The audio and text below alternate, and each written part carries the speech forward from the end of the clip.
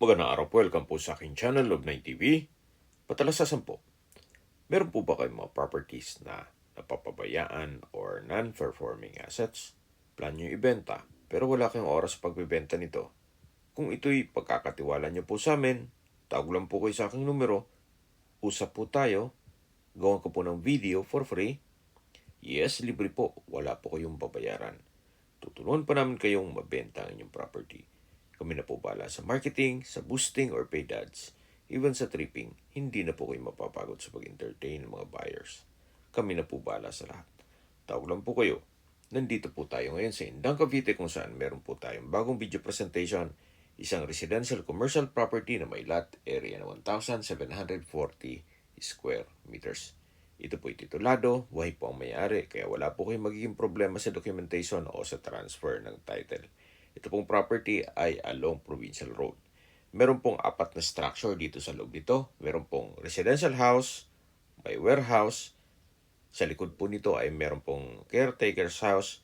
At dito naman sa harapan ay meron pong commercial space. Kaya ito'y income generating din po.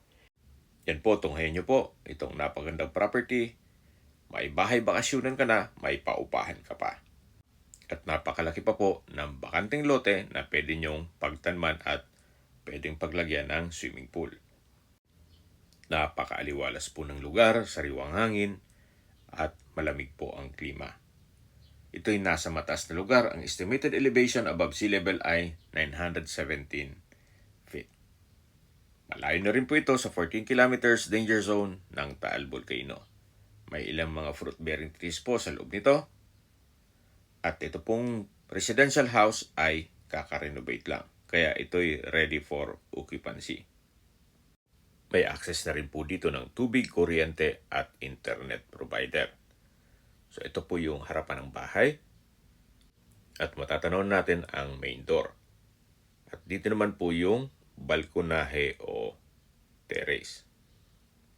At sa kabila po niyan ay yung covered carport o garahe. Nakakasya 3 hanggang 4 na sasakyan.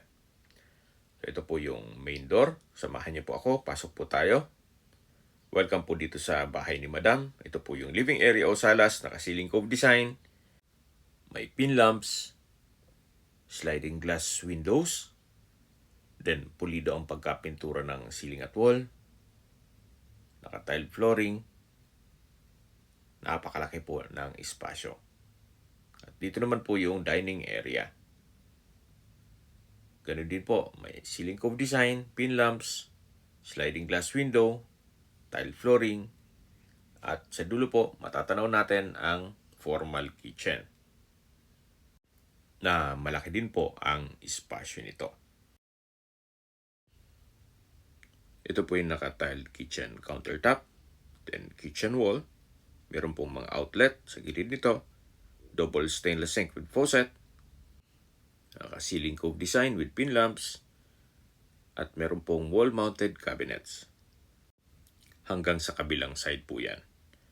At meron din po itong storage ng kitchen utensils. Dito sa ilalim ng kitchen countertop. Naka-tile flooring na rin po dito. So, yan po yung formal kitchen. Then, dito naman po sa kabila yung dining area. Wala naman po dito. Matatanaw na natin ang living area at yung main door. Gaya po nang sabi ko sa inyo, ito'y bagong renovate kaya wala na po kayong ipapagawa dito. Mula po dito sa living area, meron pong hallway na papunta naman sa mga kwarto. Pero check po muna natin itong master's bedroom. Kung meron man po kayong PWD or senior citizen sa pamilya, ito na po yung para sa kanila. Malaki naman ang espasyo, naka-ceiling cove design, meron pong sliding glass window na may blinds, then wooden design ng tile flooring, at pulido po ang pagkapintura ng ceiling at wall. At mula po dito, meron pong malaking espasyo para sa walk-in closet na kung saan may ceiling cove design, may pin lamps, then maayos din ang pagkapintura At meron din po itong sariling toilet and bath na malaki din po ang espasyo nito.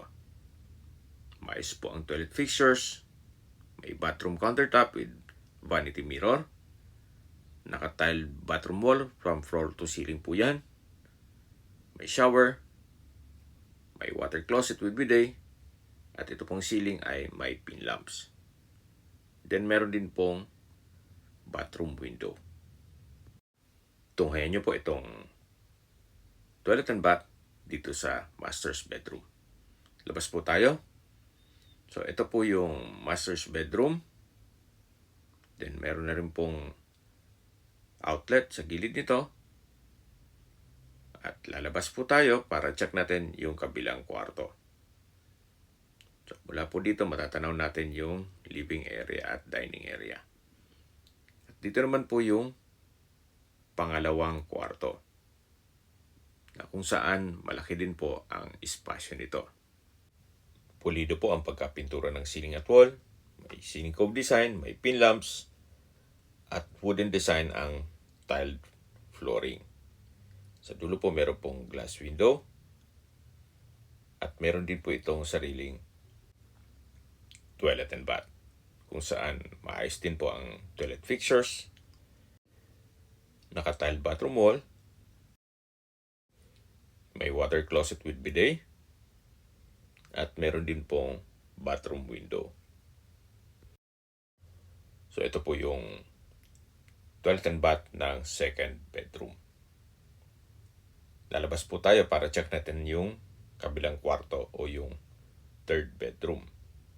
Dito po sa third bedroom ay sa spasyo, sakto lang. Hindi naman siya ganun kaliit at hindi naman ganun kalaki. Naka-ceiling cove design, may pin lamps, may dalawang steel window, naka-tile flooring na rin po ito, at maayos naman po ang pagkapintura ng ceiling at wall. Meron din po itong sariling toilet and bath, kung saan maayos din ang toilet fixtures, may bathroom countertop, vanity mirror, water closet with bidet, naka-tile bathroom wall, at may bathroom window. Ang kagandahan po dito sa bahay na to ay lahat ng kwarto ay may kanya-kanyang banyo o toilet and bath. So labas po tayo. Ito po ulit yung hallway.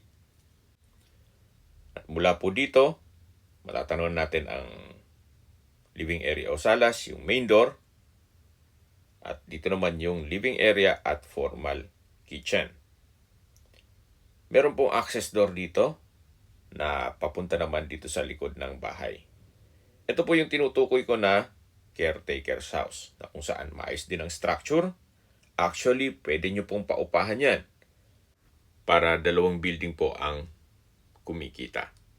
So dito po ay meron pong maliit na kusina o kitchen na may kitchen countertop, stainless sink with faucet, at kitchen window. Meron din pong wall-mounted cabinet. At sa ilalim po nito ay meron pong storage ng kitchen utensils. Ito naman po yung toilet and bath, na maayos naman po ang toilet fixtures at naka-tile bathroom wall. Ito naman po yung kwarto. So, pinturado na rin po siya at meron pong steel window. Naka-tile flooring na rin po ito. So, livable naman po itong caretaker's house. At dito naman po may malaking spasyo pa na pwede pong ayusin pa yan at lagyan ng kung ano-anong mga tanim. At ito naman po yung service area. So mula po dito sa caretaker's house, pag diniretso niyo po ito, meron pong kubo na pwedeng tambayan. Then sa likod po niyan ay yung property line. Nakabakod na po buong property. At ito po yung garahe. Nakakasya ang 3 hanggang 4 na sasakyan. At bago pa po ang mga bubong nito. Yan po yung driveway. Then sa likod po nitong sasakyan ay yung provincial highway. Meron pong pathway dito na papunta sa commercial space, na nakabukod din po ang gate nito. At kakasya po dyan ang mga 6-wheeler na truck. Kaya kung meron man po kayong negosyo o mga transaksyon dito sa Cavite o nearby areas, pwede po itong gawing satellite office ninyo. At the same time, garahe o kaya staff house. Ito pong commercial space ay maayos din ang structure. Malaki din na ang espasyo po nito at may kwarto. Yan po, tunghayan nyo po. May silicone design, nakapinturado na rin, at ito po yung tinutukoy ko na kwarto. Dito po sa dulo, sa likod po niyan ay yung mismong provincial highway na pwede nyo pong lagyan ng roll-up. So, labas po tayo. Napakalaki pa po ng bakanting lote. Ang lot area po na 1,700 square meters ay ideal lang po para sa isang retirement place. Gawa ng less maintenance po ito. At the end of the day, na mahina na po ang mga tuhod natin, mahihirapan na po tayong ikutin ang ekta-ektaryang lupain. Pero kung land banking, okay naman po ang ekta-ektaryang lupain, especially pag kayang-kaya naman ng pondo ninyo. Pero kung retirement place lang po at simpleng buhay, okay na rin po ito. Yan po yung residential house at sa dulo po yung bodega o warehouse at dito naman po yung commercial space. Sa distance, location at travel time portion na po tayo. Mula po sa Indang Bayan, kung saan kompleto na rin po doon gaya ng public market, groceries, convenience store, drugstore, medical clinic, at nandun din po ang Cavite State University. Ang distance is 3.6 kilometers at ang travel time is 9 minutes. Mula naman po sa Mendez Crossing, ang distance is 15.1 kilometers at ang travel time is 18 minutes. Mula naman po sa Tagaytay Rotonda, ang distance is 21.1 kilometers at ang travel time is 28 minutes. Mula naman po sa General Emilio Aguinaldo Hospital at Korean Philippine Hospital, ang distance is 13.4 kilometers at ang travel time is 18 minutes. Yan po yung lagi kong binabanggit sa aking video na dapat nyo i-consider sa paghanap ng property yung meron pong malapit na hospital. Hindi ko naman po sinasabing sakitin kayo, yan naman po yung for emergency purpose lang naman. At mula naman po sa SM13, ang distance is 14 kilometers at ang travel time is 23 minutes. Mula naman po sa Manila o sa airport, ang distance is 69 kilometers at ang travel time is 1 hour and 21 minutes. Sa presyo na po tayo. Binebenta po ito ni owner sa halagang 14 million pesos net. Ibig pong sabihin, si buyer na po ang sasagot sa lahat ng taxes at expenses with regards to documentation. Kung may mga katanungan po kayo or gusto magpaset ng tripping dito sa property to, tawag lang po kayo sa aking numero. At sa mga kababayan naman natin, nasa ibang bansa, meron po akong Telegram. Sa mga iPhone user naman, may iMessage. Meron din pong Imo, Skype, Viber at WhatsApp. Same number lang po, 0917-316-3399. Sa mga nagtatanong naman po ng aming Facebook, meron po aming Facebook page na Nov9TV at Facebook Reels Video. Meron din pong TikTok at Instagram na Nov9TV. Meron din po kami ibang YouTube channel na The Nov9TV channel at AC Listings. Sana po na ibigyan yung aming video presentation. Paki-like and subscribe na lang po sa aking channel para ma-update din po kayo sa aking future listings. Kung sakali po hanap nyo yung mas malaking sukat ng lupa, meron din po kami ibang listings na pwede nyong pagpilian. Huwag po kayong mag-atubiling tumawag sa amin, then let us know your budget para malaman namin kung anong property pwede namin ilok sa inyo. Sa lahat pong viewers, subscriber at nagtiwala po sa amin, salamat po sa suporta. Ingat po kayo lagi at yung pamilya. Maraming salamat po.